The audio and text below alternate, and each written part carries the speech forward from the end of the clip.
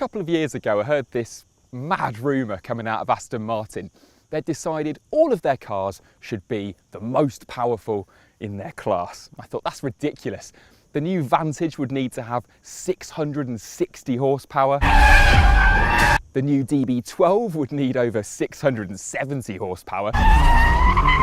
And to keep pace with what Ferrari are doing now, whatever replaced the DBS, well, that'd need like 835 horsepower. They've only gone and done it. It's the new Vanquish.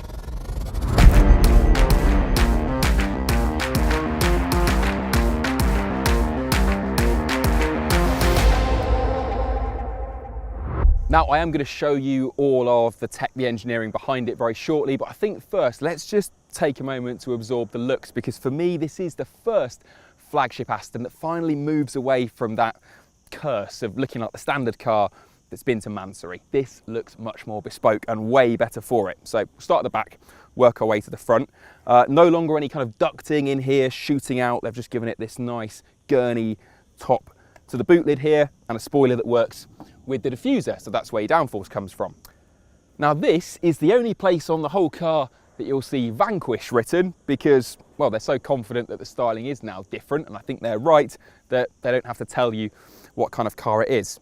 Probably because of stuff like this, really striking new design elements. They call this the Shield. Apparently it was also nicknamed the Surfboard when the designers were coming up with it. This huge full width panel, it's in carbon on this car, but you can have it body colour if you like. And you'll see actually, if I just find out where the boot opens, look at that, it comes up with the boot, really kind of accentuates the width and the stance of the car.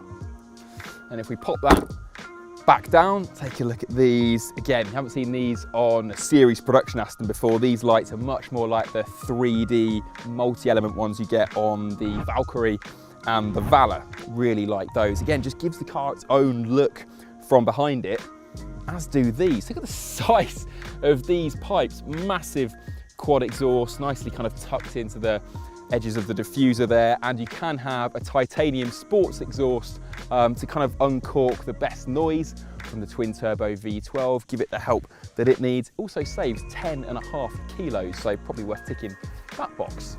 Okay, now come with me down here. All the bodywork is carbon fibre on top of an aluminium skin, but again, because it's all bespoke, the designers can have some fun with it. So this rear haunch is stretched 10 mil wider than it was on the DBS, but it tucks in here, really shrink wrapped over the hips. Kind of got some 177 vibes happening in this area, which is very cool. Just pop back to the wheels actually. They've tried to take a lot of weight out of the car in the whole bits that spin area. So lighter forged wheels and carbon ceramic brakes. They save 27 kilos over what steel brakes would weigh, and they do at last come as standard. Now here's an interesting thing, the door. Normally when a car company is trying to take one model and spin it off into another one, they save a few quid by sharing the doors. Porsche used to do it with the Boxster and the Cayman, nicking the door off the 911, and Aston Martin have done it too, but not anymore. So the door has more shape and more sculpture to it, and that makes room for this huge bow and arrow inspired vent here. And again, it's just about giving the car its own look and its own character. For the carbon fibre fetishist among you, this car's really going to tickle your pickle. You can have carbon fibre mirrors, whacking great carbon fibre skirt down the side, and you can have a carbon fibre roof, but you might not want to. Come back to that later actually, because one of the big changes for the Vanquish happens between here and here. This distance from the front axle to the A-pillar has been stretched by 80 millimeters, which in car design terms is an acre. That is massive. And it's actually nothing to do with handling or aerodynamics. It's just because the design department wanted a classic, long, elegant bonnet, so they pushed this forward. Now, come and have a look around the front. Have you spotted the one piece of the Vanquish which is carried over from another Aston Martin? There it is, the headlights. But I'd forgive you for not noticing, because the rest of the car is so different. They blend in very well, and well, Vantage headlights are quite cool. Speaking of cool, cooling, look at all this. Massive open grille. This is 13% bigger than it was on the DBS, and all of it is functional. Nothing is blanked off, nothing is fake. Same with these air curtains here, cooling the brakes. There's no pretend, no cosplay about the Vanquish. I love that. And these vents on top of here are actually inspired by the cooling slashes that are in the side of the Aston Martin Formula One car. I know it's a bit kitsch, but we all like details like that, don't we? And just look how aggressive they are. I think we should have a look under here and see what's making all the heat. Okay, let's have a look at the business end. Yeah, that's a proper engine bay, isn't it? And I told you people who love carbon fibre would adore the Vanquish. You've got this matte carbon on the very lightweight bonnet, gloss carbon going over the engine, and even this chopped carbon down by the strut brace, because everything underneath the body has got so much stiffening. This thing's 75% stiffer in the body than the old DBS was.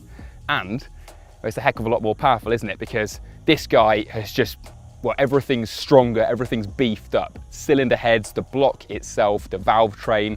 Turbos, meanwhile, they're freer spinning, and there's some trick stuff going on with the boost as well to make it behave a bit more like a naturally aspirated engine. There's something on this called boost reserve, and basically the engine overboosts and then keeps a bit of boost in reserve for you. So if you're on part throttle, then you go for an overtake, you smash the throttle open, or if you're mid-drift, as we all are on our morning commutes, and you're feathering the throttle, you need that maximum response. The engine's always got a little bit more puff to give the turbos when you need it. So be interesting to see, won't it, who's got the better V12 philosophy? Ferrari with all the revs in the Dodici Cilindri, or the big brutish muscle of this monstrous Aston, which has got more power and more torque, 1,000 Newton meters, 737 foot-pounds, all going through the rear wheels. Numbers? Well, 0 to 60, 3.2 seconds, which always sounds like a really fast car to me because I'm a 90s kid and that's what the McLaren F1 did it in. Top speed is the highest of any production Aston Martin ever, 214 miles an hour. And actually, it doesn't just look very different on the outside, this. Come and have a look in here. I'll tell you what, the view in the mirror over that rear haunch is just stunning. So what have they done in here? Well, if you remember the DBS that got barrel rolled in Casino Royale, that basically had an identical interior to a DB9, and the latest DBS Superleggera was a DB11 dashboard inside, and well, that was never our favourite, was it? So they've done something quite clever in here, which is take all the bits from recent Aston Martins that have been massively improved and then just sort of remixed it.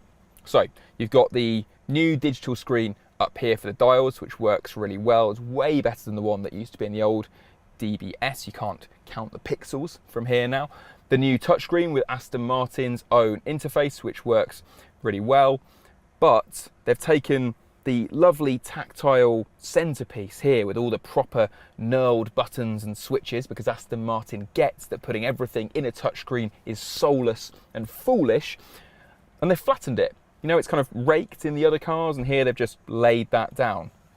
I was thinking, I wonder if that's going to make it feel like I'm sat too high, like I'm sat on the car, but no, the driving position feels spot on. You feel low in the car, although I did just measure it, and it's 5 paces from here in the driver's seat to the tip of that massive bonnet. So yeah, that's going to take some getting used to when you're parking it. What else? Well, it's all about little detail touches. You might have spotted the little exposed screw heads over there, just to kind of make it feel a bit more technical, maybe a little bit race car inside. You've got this new kind of zigzag seat cushion pattern, which you can have a play with, do loads of bespoke bits and bobs, and as well as all the carbon fibre on here that you'll have seen. Check out that in the back, this massive carbon fibre strut brace going across the rear bulkhead, bringing that stiffness into the chassis that we were talking about earlier, and making sure that, again, to differentiate this from other Aston Martins like the DB12, this is a strict 2-seater and always will be. But yeah, that looks fantastic in the back there. Oh, and lastly, I said we'd come back to the glass roof, because there's kind of an interesting engineering realities meets design clash going on here.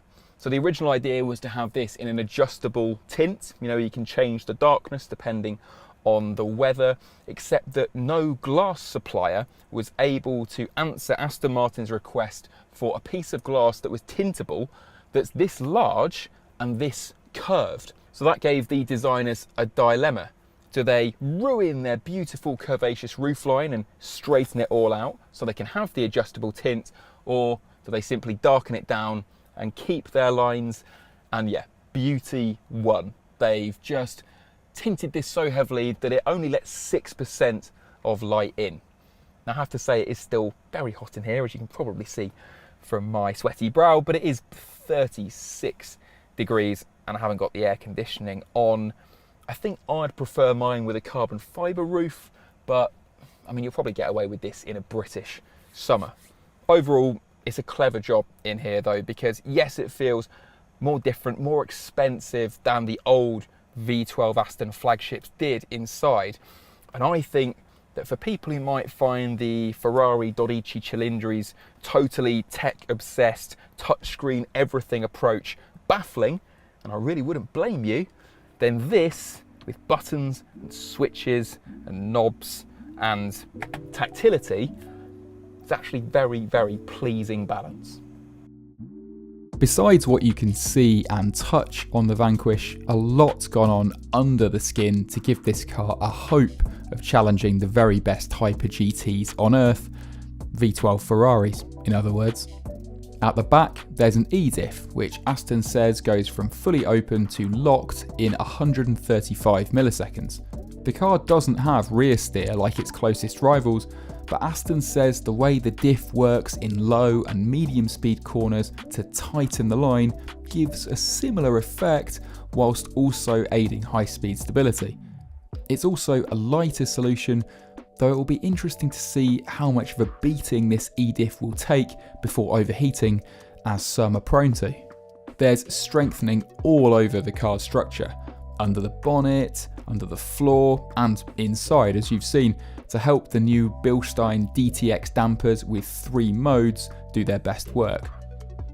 What I like is that Aston Martin says the car's been tuned to be a great all-rounder in the default GT mode, so it gives its best as a road car.